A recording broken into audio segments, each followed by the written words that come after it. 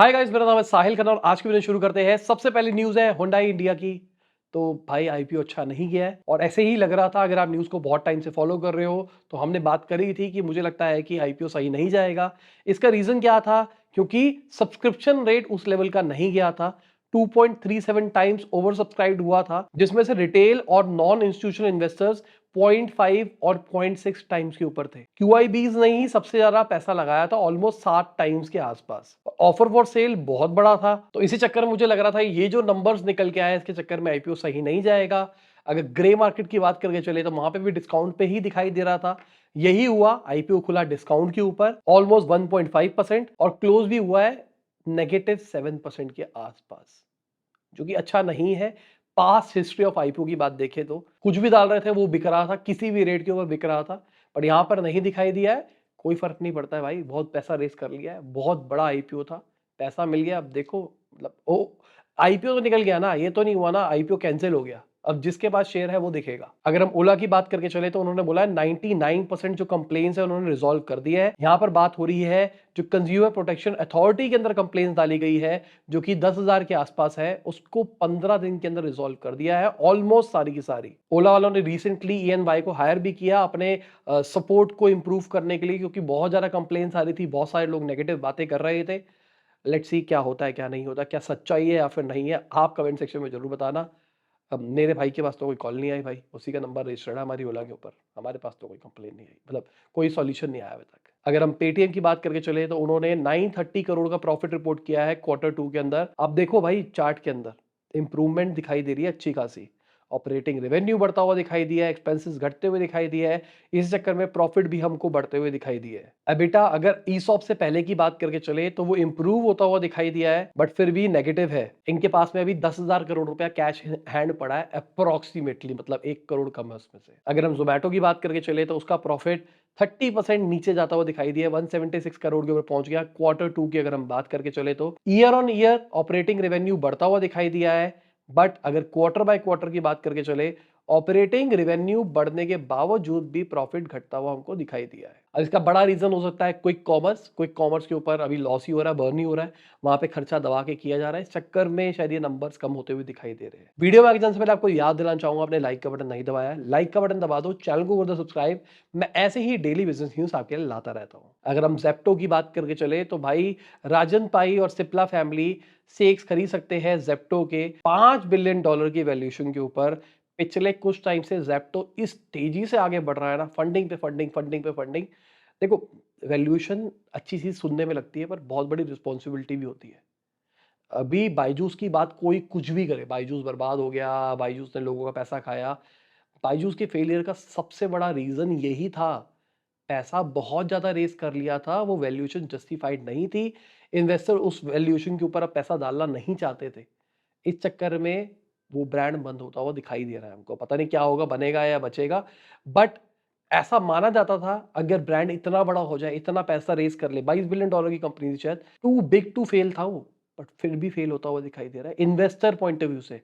आपको लगता है ना बिजनेस फेल होते हैं, कोई कस्टमर सपोर्ट नहीं कर रहा, ये नहीं कर रहा, वो नहीं कर रहा, भाई ओला ही एग्जांपल है ना, कितना सारा बवाल हो रहा है ओला का, बट कंपनी चल रही है ना, कोई दिक्कत तो नहीं है ना। ऐसी बहुत सारी कंपनियों की नेगेटिव इमेजेस होती है, नेगेटिव काम होते हैं, बट अगर इन्वेस्टर सपोर्ट करता रहता है तो कंपनी चलती रहती है। अगर अब अंबुजा की बात करके चले, 47% स्टेक उन्होंने ले लिए है ओरिएंट सीमेंट के अंदर, 12% प्रीमियम के ऊपर लिया गया है लास्ट क्लोजिंग प्राइस से। अंबुजा सीमेंट जो कि अडानी ग्रुप का पार्ट है, वो अब सीमेंट के अंदर बढ़ता हुआ दिखाई दे रहा है। अडानी ग्रुप ने क्लियर ही कर दिया था भाई, हमको सीमेंट के अंदर भी अब किंग बनना है, उस चक्कर में बहुत सारी एक्विजिशंस हो रही है। अगर हम वजीरेक्स की बात करके चले तो उन्होंने $73.6 मिलियन के क्रिप्टो ट्रांसफर करे थे साइबर अटैक के बाद में, बायबिट और कूकॉइन जैसे प्लेटफॉर्म्स के ऊपर।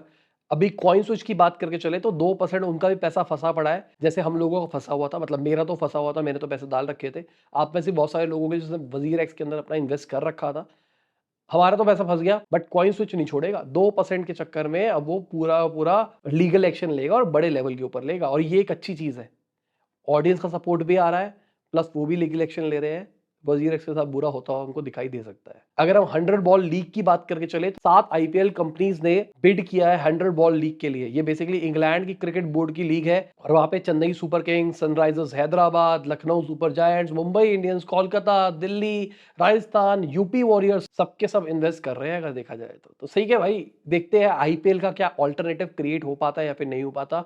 100 बॉल इट्स गुड, T20 जैसा ही है, ठीक है। आईपीएल के अंदर जो इंपैक्ट प्लेयर वाले जो रूल लेके आए ना, ये बहुत बड़ी गेम है।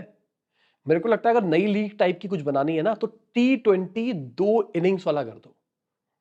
ये एक अच्छी इनिंग बन सकती है जहां पे T20 एक प्लेयर, आपका फेवरेट प्लेयर 2 बार बैटिंग करेगा।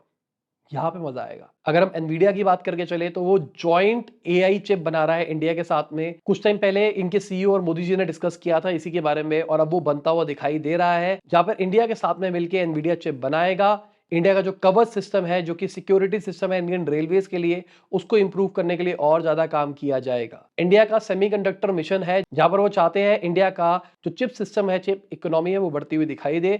19% जो दुनिया के चिप डिजाइनर्स है ना, वो इंडिया से ही बेस्ड है। तो ये बढ़िया चीज है अगर देखा जाए तो। और एआई फ्यूचर है, अगर चिप्स बनाई जाएगी तो हमको भी फायदा होगा लॉन्ग रन में। बाकी अगर एप्पल की बात करके चले तो मार्क गरमन जो सबसे बड़े, आप कह सकते हो एनालिस्ट है, जो सबसे बड़े लीकर है, जो एप्पल के बारे में बताते हैं, उन्होंने एक बहुत इंपॉर्टेंट चीज बोली है कि एप्पल 2 साल पीछे है एआई रेस के अंदर बाकी कंपनी से अगर बात करके चले। यहां पे उन्होंने एक और बात करी है कि एप्पल लेट रहता है पर धीरे धीरे करके कैचअप कर लेता है। बट यहां पर ना एआई बहुत फास्ट है, अगर 2 साल पीछे है तो इतनी जल्दी कैचअप नहीं हो पाएगा। बहुत सारी कंपनी बहुत सारे फीचर्स लेके आ रही है। अगर रिपोर्ट्स की मान के चले, जो गूगल का जेमिनी है अब वो टेक्स्ट और कॉल्स भी कर पाएगा आने वाले टाइम के अंदर। मतलब आपका फोन लॉक्ड है, आपकी फोन उठा लेगा, आपका काम वाम सारा का सारा कर देगा। क्या मस्त चीज है। गूगल ने ये चीज शायद 2014-15 में शोकेस करी थी अपनी वीडियो के अंदर कि हम ऐसा कुछ सोच रहे हैं करने का।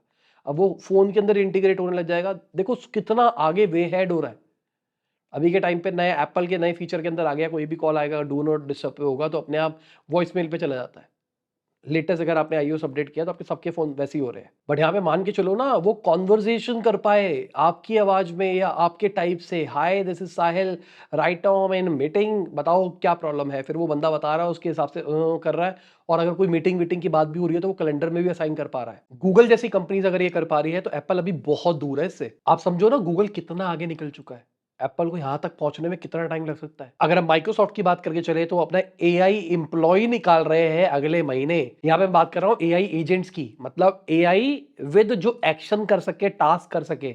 जो मैं आपको एग्जांपल दे रहा हूं, जेमिनी ऐसा ऐसा कर दे, माइक्रोसॉफ्ट वो प्रोडक्ट निकाल रहा है अगले महीने। क्लाउड के ऊपर चलेगा, बिजनेस ओनर्स के लिए चलेगा, आपके सीआरएम्स को हैंडल कर पाएगा, सेल्स टीम को हैंडल कर पाएगा, आप खुद की फंक्शनैलिटी जनरेट कर पाओगे। पहले वो 10 प्री कॉन्फ़िगर्ड एआई एजेंट्स दे रहा है, जैसे कस्टमर सर्विस हो गई, सप्लाई चेन हो गई।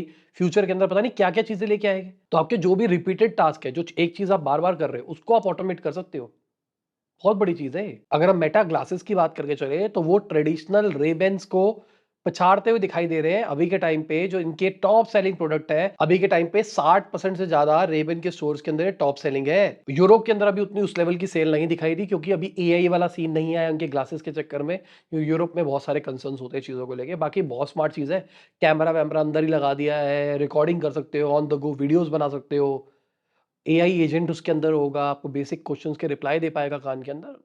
मजा है भाई। अगर हम टेस्ला की बात करके चले तो उनको रोबो टैक्सी की एआई इमेज यूज करने के ऊपर सू कर दिया है। ब्लेड रनर 2049 जो कि एक पिक्चर के अंदर दिखाया गया था, उसके रिगार्डिंग टेस्ला और वार्नर ब्रदर्स के ऊपर केस कर दिया है कि भाई आपने गाड़ी कैसे दिखा दी है।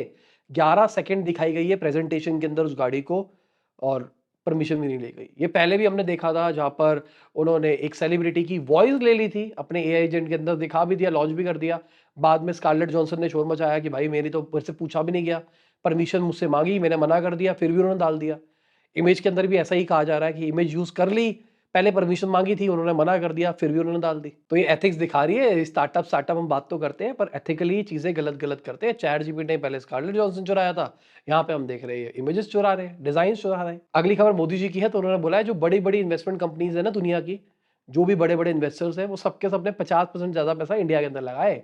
इंडिया में बहुत ग्रोथ पोटेंशियल है। देखो सिंपल सी बात, पिछले कुछ टाइम से जो भी फॉरेन इंस्टीट्यूशनल इन्वेस्टर्स है वो पैसा निकाल निकाल के जा रहे हैं।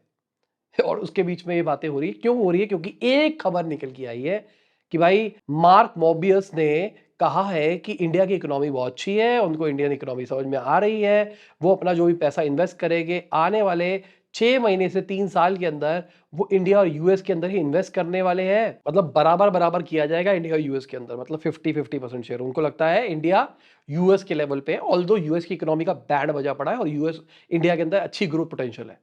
बट फिर भी अच्छा माना जा रहा है इस चीज को। अब देखते हैं इसकी वजह से फंडिंग बढ़ती है या फिर नहीं बढ़ती है। बाकी मार्केट की बात करके चले तो मार्केट का हालात देख सकते हैं कैसा रहा, कौन रहा ऊपर कौन रहा है नीचे, पूरा पूरा लाल ही दिखाई दे रहा है चार्ट अगर देखा जाए तो। बाकी इसी के साथ में आज की ये वीडियो खत्म होती है। उम्मीद करता हूं आपको मजा होगा। लाइक कर देना, शेयर कर देना, कमेंट करना वीडियो कैसी लगी। बाय, गुड नाइट, शबा, खुदा हाफिज, गुड मॉर्निंग आफ्टरनून, जब भी आप वीडियो देख रहे हैं। जय हिंद, वंदे मातरम, दुआ में याद रखना।